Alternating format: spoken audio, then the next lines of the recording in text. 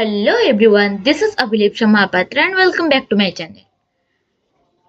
Front screen को देखिए बुझी सारी कि आज टॉपिक कौन। आज टॉपिक होची things to remember while studying geography. तमे हिस्ट्री पढ़िला बेले तुम माइंड रे आसथिबो कि स्टोरीटा पढ़ी दबु। जियोग्राफी पढ़िला बेले माइंड रे कोन आसे ना एते सारा मैप एते सारा डायग्राम किए पढ़िबो केते मन रखिया को पड़िबो बहुत कष्ट नाही। मैथ कसिदेबु ठीक हे जिवो आउ इकोनॉमिक्स तो डिमांड सप्लाई बजेट ए सब जिनस मन रही जीवो। इकोनॉमिक्स बहुत इजी भी लगे समस्त को। हाँ ठीक अच्छे करदेबु आउ किंतु ज्योग्राफी कौन एते सारा क्वेश्चन एते सारा कॉम्प्लेक्स जिनस प्लाट्यूड लैटिट्यूड लॉन्गिट्यूड एते सारा जिनस को मन रखिया बहुत डिफिकल्ट लगे नाई। तो आज आम बुझा कि ज्योग्राफी को केमती आम इजिली मन रखी पारिबा। फर्स्ट थिंग टू रिमेंबर कौन ना understand concept not just fact. आमे कौन करती ज्योग्राफी को बेसी घोषिबा को प्रिफर करती मन रखिदबा घोषिदबा हे जिवो ना। ज्योग्राफी घोषिबा पाई सब्जेक्ट नुह। ज्योग्राफी केवल घोषिबा विद्या जदि तुम भाबिबो ताहले तुम बहुत पछरे रहि जाओ। ज्योग्राफी रे focus on understanding processes like erosion weathering and climate patterns rather than just memorizing definition। तमे एक्चुअली बुझिबा को चेष्टा करो कि जदि इरोजन होउची जदि डिपोजिशन होउची सेटा काहे की होउची। जेमति फॉर एग्जांपल रिवर जेते बेले पहाड़ ऊपर ओल्हे के आसे तार स्लोप टा बहुत शार्प थाए तो जहा बाटर देखे से धोई धोई धोई धोई नहीं आसे कारण स्लोप शार्प थाए। किंतु जेते बेले तार प्लेन एरिया रे से बुहे तो तीक्ष्ण गतिटा टिके कमी जाए ना। तो सेति पई कोन हुए ना रिवर स्पीड टा भी डिक्रीज हो जाए जोति पई सेठी डिपोजिशन हवा स्टार्ट हुए। तो तमे आगरो जो कॉन्सेप्ट घोषिबा को प्रिफर करूथिलो एबे ताको बुझिबा को चेष्टा करो कि काहे की सेमिति होउची ठीक अछि किंतु तार रीजन कोन काहे की जदि भी होउची तार रीजन कोन। जदि वर्षा होउची वर्षा काहे की होउची इवापोरेशन है कि पानी ऊपर को जाउची बोली वर्षा होउची ना।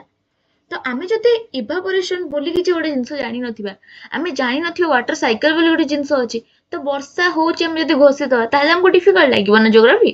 तो बुझिबा को चेष्टा करो कि जहाँ भी फिजिकल फीचर जहाँ भी एक्टिविटी होउची अर्थ सरफेस रे ता पछरे रीजन कोन काहे की सेटा होउची। सपोज हमर क्लाइमेट चेंज होउची काहे की होउची वेदरिंग होउची काहे की होउची तार रीजन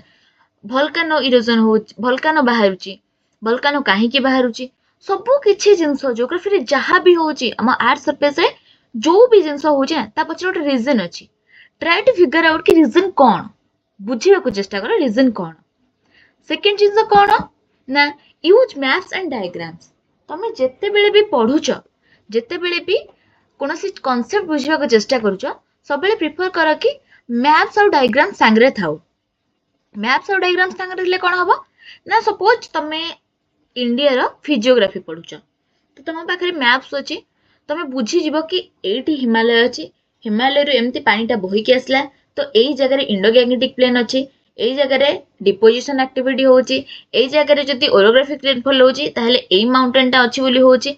सबु पछरे तमे फिजिकल फीचर कटा को विजुअलाइज करि परिबो कि एई जगह एमिति एई जिंसडा अछि बोली एई प्रकार प्रोसेस होउची। आउ सबुठु इम्पोर्टेंट जिनस होउची तमे जतरे जिनसटा को विजुअलाइज करिवो ना तुमको जिनसटा बहुत लॉन्ग टर्म जाए मन रहिबो कंपैरिजन टू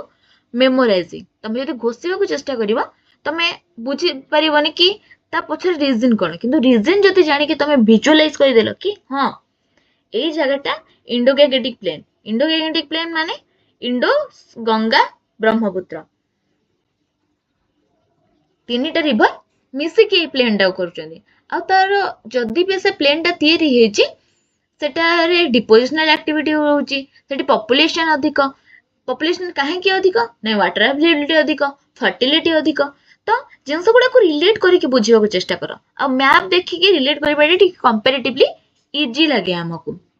तापर नेक्स्ट थिंग कोन ना relate topics with real life.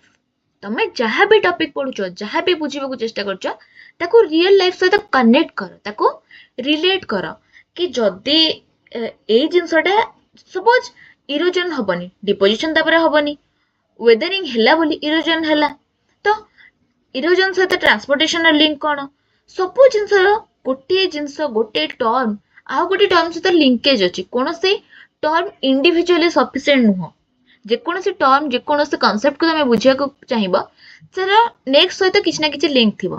Suppose वर्षा है वर्षा नहेले फ्लड हम वर्षा अधिक हेले आमर सुनामी हम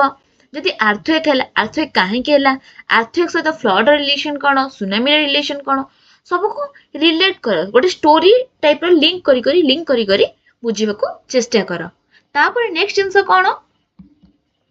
रिवाइज की टर्म्स रेगुलरली तमें भाव कि थरे पढ़ीदेली हो गला सेटा मेन जिनस नुह तुमको मन रखिबार जदि अच्छी बुझीबार अच्छी कॉन्सेप्ट बुझ मन रखिबार अच्छी मन रख किंतु तमें जदि भावुच कि थरे मन रखिदेला परे मते जीवन सारा टॉपिक मन रही सेटा जम्मा भी हबनी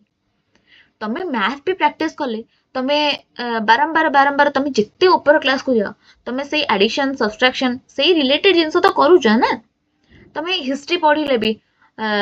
से रिलेटेड जिनस ताकू रिलेट करी करी करी करी बुझा चेष्टा करूच तमें ओडिया लिखिले अ लिखिया छाड़ीदेव जदि ओडिया लिखिपर केवे भी लिखिपर सेमती पूरा सेम जिनस ज्योग्राफी रे तमें जदि टर्मिनोलॉजी गुरा बुझीच टर्मिनोलॉजी को एनालिसिस करिच नॉट नेसेसरी कि तमें तापर पढ़िबा छाड़ीदेव तापर जदि पढ़िबा छाड़ीदेल से टर्मिनोलॉजी भी तम माइंड रो गला तेरे कौन कर ना रेगुलाली रिवाइज कर कौन कौन कॉन्सेप्ट अच्छी तादरे कौन अच्छी मु निजे ऑलरेडी ज्योग्राफी मास्टर्स करते किंतु मते भी जदि बहुत सारा टर्म तुम पचार ना मु भी कन्फ्यूज हो पारे कारण वर्ड गुड़ा बहुत सिमिलर थाए बहुत माइन्यूट डिफरेंस रे वर्ड रो मीनिंग चेंज हो तो तुम जदि भी कॉन्सेप्ट को बुझा चेष्टा करुच बुझिकी मेमोराइज करने चेष्टा कर बुझिकी मेमोराइज कर रट्टा मारबनी बुझिकी मेमोराइज कर तापर कौन कर सब बेले टर्म्स गुड़िक रिवाइज कर तापर मन पका कि पूर्व कौन थिला तुम जब 9th पढ़ुच एमती नुह कि 6th क्लास ज्योग्राफी को भूली जाओ 6th क्लास ज्योग्राफी भी मन रखा इंपोर्टेंट तापर नेक्स्ट कौन ना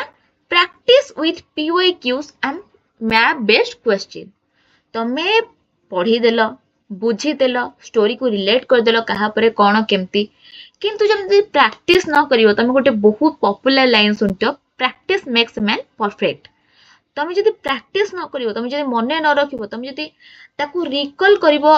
प्रैक्टिस भी वन टाइप ऑफ रिकॉल तुम एगेन एंड एगेन जब क्वेश्चन करिवो क्वेश्चन भी तुम टर्म मन रे पड़िबो ना सपोज इरोजन गोटे क्वेश्चन कल तुम मन पड़िबो कि इरोजन केमती हुए कौन तुम क्लाउड रो गोटे क्वेश्चन कल तुम मन पड़िबो कि हाँ 5टा टाइप रो क्लाउड अच्छी कि 3टा टाइप रो क्लाउड अच्छी तार फर्दर क्लासिफिकेशन केमती है डिटेल्स मन पड़ो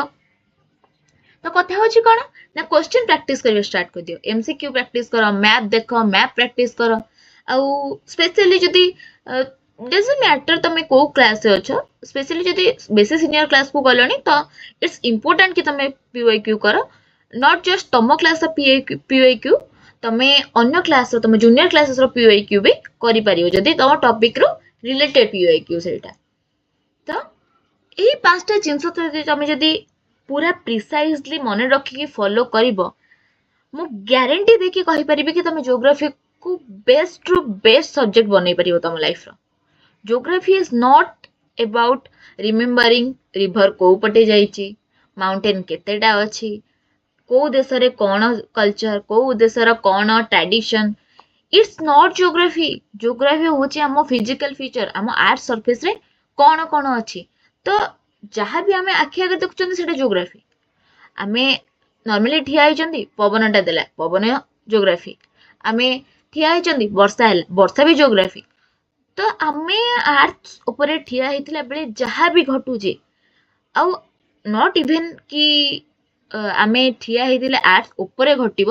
आर्ट्स भितर भी बहुत सारा एक्टिविटी होची जोटा एंडोजेनिक फोर्सेस तुम जानी art plate movement and all तो तमें ताको रिलेट करके बुझा चेष्टा कर कि कौन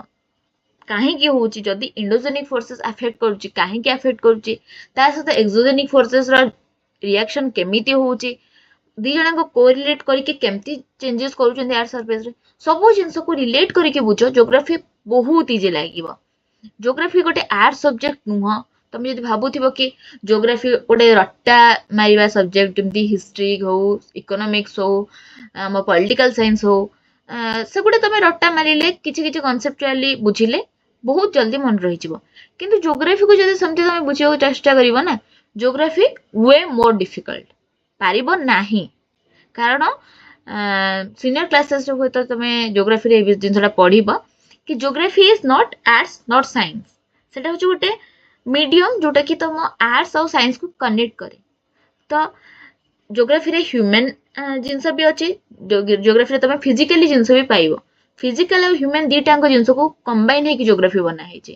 ତ ତମେ ଯଦି ଭାବିବ ଖାଲି କନସେପ୍ଚୁଆଲ ବୁଝିଗଲେ ହେଇଯିବ, ସେଟା ବି ହବନି। ଯଦି ତମେ ଭାବିବ ରଟା ମାରିକି ହେଇଯିବ, ସେଟା ବି ହବନି। ତମକୁ ଦୁଇଟା ଯାକ କୋରିଲେଟ୍ କରିକି ପଢ଼ିବାକୁ ପଡ଼ିବ, ମିଶେଇକି ପଢ଼ିବାକୁ ପଡ଼ିବ। ତ ଆଜି ପାଇଁ ଏତିକି, ପୁଣି ଦେଖା ହବ ନେକ୍ସଟ କ୍ଲାସରେ। Thank you.